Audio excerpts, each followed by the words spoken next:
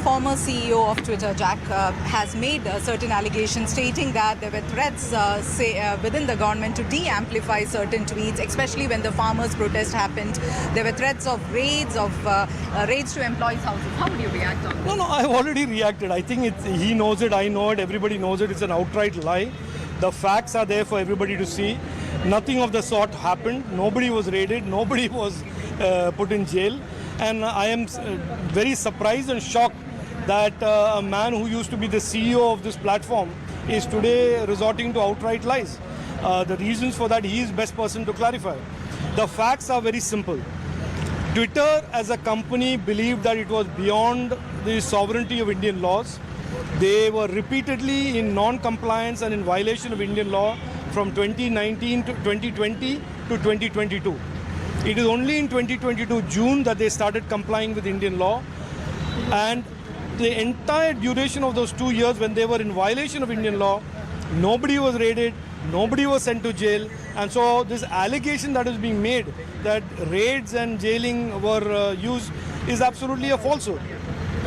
But since he has opened up this conversation, I would certainly like to share that Twitter as a platform under Dorsey's leadership was a platform that has now been outed and it is in public domain, exercised the kind of misuse of power, the misuse of its platform to silence some people, to amplify some people, to de-platform some people, to platform some people. They were arbitrary and they were every day violating Article 14, 19 of our Indian Constitution against our Indian citizens. So therefore, I find it astonishing that a man who presided over such abuse of law and constitutional rights will now today suddenly surface and start alleging these lies and falsehoods. It is deeply disappointing, and certainly the facts are out there for everybody to see in India and in the US. I think I would like to explain to you and through you to the viewers, the government of India has under the law powers to deal with misinformation, powers to deal with national security content that the government exercises with due power, due responsibility. That is under the law. Twitter was not complying with the law. That is the separate issue. Twitter's conduct during this period of not complying with the law got them no consequences. They were neither jailed, they were not raided, and therefore he is obviously saying an outright lie. And I say this respectfully to him. And the other part is that we are very clear through the public domain information available that Twitter was misusing its power. It was amplifying, de-amplifying certain people arbitrarily and violating Article 14, 19 and 21 rights, constitutional rights of the Indian citizens repeatedly. So I think they should not speak. We are very clear, the government of India has only said one thing repeatedly: all platforms, foreign or Indian, all platforms, small or big, must never violate Indian law, must comply with Indian law, must never violate the constitutional rights of Indian citizens. Okay, let's go back to my colleague Pallavi after that statement from the Union Minister. Pallavi, in his statement to us, the Union Minister says that any assertion that a raid took place is a quote-unquote outright lie. However, back on May 24th in 2021, multiple media outlets covered the news that police in India had raided Twitter offices in Gurgaon and in Delhi. Is Chandrasekhar saying that it's wrong to characterize those visits as raids, or is he saying that they never took place? Well, Toya, what the government is saying and what even Rajeev Chandrasekhar is saying is that please don't connect what happened between our meetings with Twitter and our advising social media platforms not to become a platform for any provocative tweets.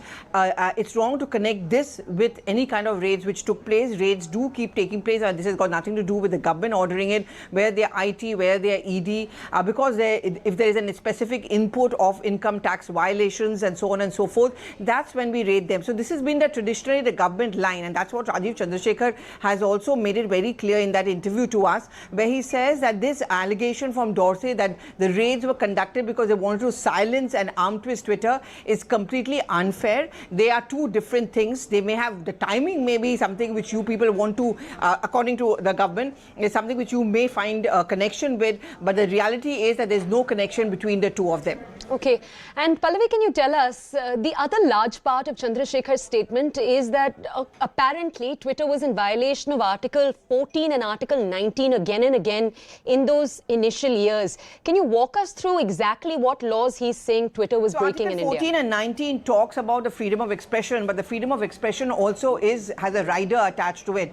And the rider is that whatever you say or you do, you have the freedom to do so, but it has to be in sync with the laws of the land or the Constitution of India. What the government is saying is that the Constitution of India, which also involves maintenance of law and order, the right of an officer to ensure law and order, and not to make any comment which is going to be seen as seditious in nature or anti-national, that is a zero tolerance zone. And I think that's the point which has been made by Rajeev Chandrasekhar also a short while back, is that fair enough, social media platforms are extremely popular. They're used by a large number of people, but the apprehension also is that it is also used by many impressionable people, and it should not become a tool to be misused against a country where it can threaten our national security and national interests. And the most worrying fact is that, especially according to the government, during the farmers' agitation, they found that there were many countries abroad. For example, Canada is one instance which has been given up repeatedly, also in parts of UK, Leicester, for example, Birmingham, for example, are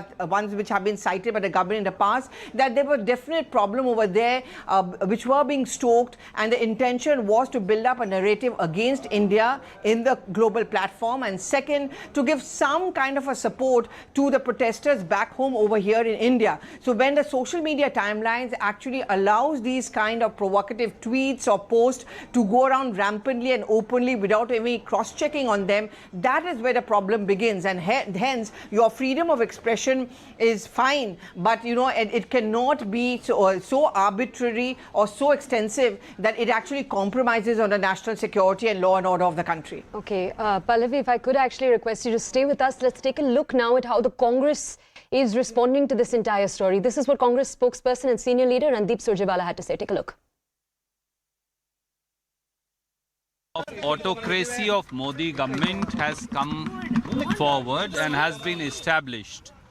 The Twitter ex-founder and their ex-CEO, Mr. Jack Dorsey, has said that Modi government and Prime Minister used to ask for accounts of farmers and their farmer organizations to be blocked, accounts of journalists to be blocked and be shut down.